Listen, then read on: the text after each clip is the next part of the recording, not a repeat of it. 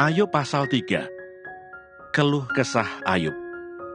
Sesudah itu Ayub membuka mulutnya dan mengutuki hari kelahirannya. Maka berbicaralah Ayub, biarlah hilang lenyap hari kelahiranku, dan malam yang mengatakan seorang anak laki-laki telah ada dalam kandungan. Biarlah hari itu menjadi kegelapan, janganlah kiranya Allah yang di atas menghiraukannya, dan janganlah cahaya terang menyinarinya. Biarlah kegelapan dan kekelaman menuntut hari itu, awan gemawan menudunginya, dan gerhana matahari mengejutkannya. Malam itu biarlah dia dicekam oleh kegelapan. Janganlah ia bersukaria pada hari-hari dalam setahun. Janganlah ia termasuk bilangan bulan-bulan. Iya, biarlah pada malam itu tidak ada yang melahirkan, dan tidak terdengar suara kekirangan. Biarlah ia disumpahi oleh para pengutuk hari, oleh mereka yang pandai membangkitkan marah Leviatan. Biarlah bintang-bintang senja menjadi gelap. Biarlah ia menantikan terang yang tak kunjung datang. Janganlah ia melihat merekahnya fajar, karena tidak ditutupnya pintu kandungan ibuku, dan tidak disembunyikannya kesusahan dari mataku. Mengapa aku tidak mati waktu aku lahir, atau binasa waktu aku keluar dari kandungan? Mengapa pangkuan menerima aku? Mengapa ada buah dada, sehingga aku dapat menyusu? Jikalau tidak, aku sekarang berbaring dan tenang, aku tertidur dan mendapat istirahat, bersama-sama raja-raja dan penasihat-penasihat di bumi, yang mendirikan kembali reruntuhan bagi dirinya, atau bersama-sama pembesar-pembesar yang mempunyai emas, yang memenuhi rumahnya dengan perak. Atau mengapa aku tidak seperti anak gugur yang disembunyikan, seperti bayi yang tidak melihat terang? Di sanalah orang fasik berhenti menimbulkan huru-hara. Di sanalah mereka yang kehabisan tenaga mendapat istirahat, dan para tawanan bersama-sama menjadi tenang. Mereka tidak lagi mendengar suara pengerah. Di sana orang kecil dan orang besar sama, dan budak bebas daripada tuannya. Mengapa terang diberikan kepada yang bersusah-susah, dan hidup kepada yang pedih hati, yang menantikan maut yang tak kunjung tiba, yang mengejarnya lebih daripada menggali harta terpendam, yang bersukaria dan bersorak-sorai dan senang bila mereka menemukan kubur. Kepada orang laki-laki yang jalannya tersembunyi, yang dikepung Allah, karena ganti rotiku adalah keluh kesahku, dan keluhanku tercurah seperti air. Karena yang kutakutkan, itulah yang menimpa aku, dan yang kucemaskan, itulah yang mendatangi aku. Aku tidak mendapat ketenangan dan ketenteraman. Aku tidak mendapat istirahat, tetapi kegelisahanlah yang timbul. Ayub pasal 4. Percakapan Ayub dengan sahabat-sahabatnya. Elifas menegur Ayub. Maka berbicaralah Elifas, orang Teman. Kesalkah engkau bila orang mencoba berbicara kepadamu? Tetapi siapakah dapat tetap menutup mulutnya? Sesungguhnya engkau telah mengajar banyak orang, dan tangan yang lemah telah engkau kuatkan.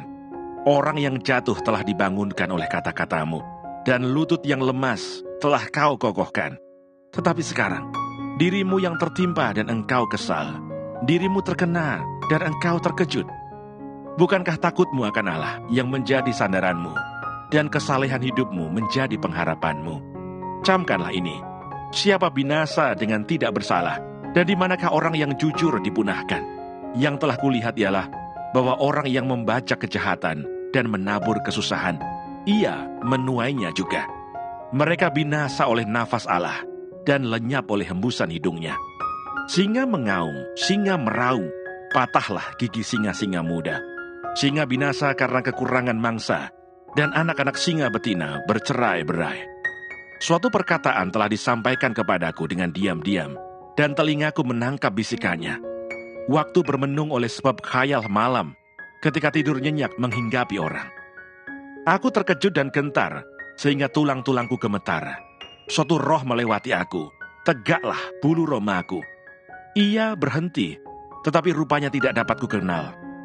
Suatu sosok ada di depan mataku, suara berbisik-bisik kudengar. Mungkinkah seorang manusia benar di hadapan Allah? Mungkinkah seseorang tahir di hadapan penciptanya? Sesungguhnya hamba-hambanya tidak dipercayainya, malaikat-malaikatnya pun didapatinya tersesat.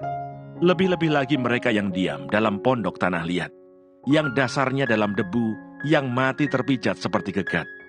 Di antara pagi dan petang mereka dihancurkan, dan tanpa dihiraukan mereka binasa untuk selama-lamanya. Bukankah kemah mereka dicabut? Mereka mati, tetapi tanpa hikmat. Ayub pasal 5. Berserulah, adakah orang yang menjawab engkau? Dan kepada siapa di antara orang-orang yang kudus engkau akan berpaling? Sesungguhnya orang bodoh dibunuh oleh sakit hati, dan orang bebal dimatikan oleh iri hati. Aku sendiri pernah melihat orang bodoh berakar, tetapi serta-merta kukutuki tempat kediamannya. Anak-anaknya selalu tidak tertolong. Mereka diinjak-injak di pintu gerbang tanpa ada orang yang melepaskannya. Apa yang dituainya dimakan habis oleh orang yang lapar, bahkan dirampas dari tengah-tengah duri, dan orang-orang yang dahaga mengingini kekayaannya. Karena bukan dari debu terbit bencana, dan bukan dari tanah tumbuh kesusahan. Melainkan manusia menimbulkan kesusahan bagi dirinya, seperti bunga api berjolak tinggi. Tetapi tentu aku akan mencari Allah, dan kepada Allah aku akan mengadukan perkaraku. Ia melakukan perbuatan-perbuatan yang besar dan yang tak terduga, serta keajaiban-keajaiban yang tak terbilang banyaknya. Ia memberi hujan ke atas muka bumi, dan menjatuhkan air ke atas ladang. Ia menempatkan orang yang hina pada derajat yang tinggi, dan orang yang berduka cita mendapat pertolongan yang kuat. Ia menggagalkan rancangan orang cerdik, sehingga usaha tangan mereka tidak berhasil. Ia menangkap orang berhikmat dalam kecerdikannya sendiri, sehingga rancangan orang yang belat-belit digagalkan. Pada siang hari mereka tertimpa gelap, dan pada tengah hari mereka meraba-raba seperti pada waktu malam. Tetapi ia menyelamatkan orang-orang miskin dari kedahsyatan mulut mereka, dan dari tangan orang yang kuat. Demikianlah ada harapan bagi orang kecil, dan kecurangan tutup mulut. Sesungguhnya, berbahagialah manusia yang ditegur Allah. Sebab itu janganlah engkau menolak didikan yang Maha Kuasa, karena dialah yang melukai, tetapi juga yang membebat. Dia yang memukuli, tetapi yang tangannya menyembuhkan pula.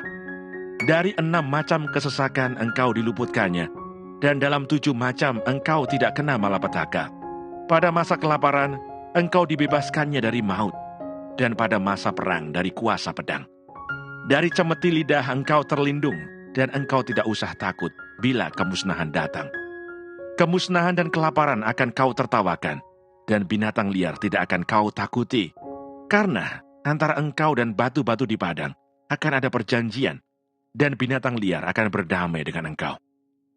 Engkau akan mengalami bahwa kemahmu aman, dan apabila engkau memeriksa tempat kediamanmu, engkau tidak akan kehilangan apa-apa.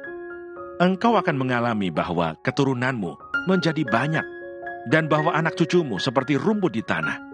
Dalam usia tinggi, engkau akan turun ke dalam kubur, seperti berkas gandum dibawa masuk pada waktunya. Sesungguhnya, semuanya itu telah kami selidiki.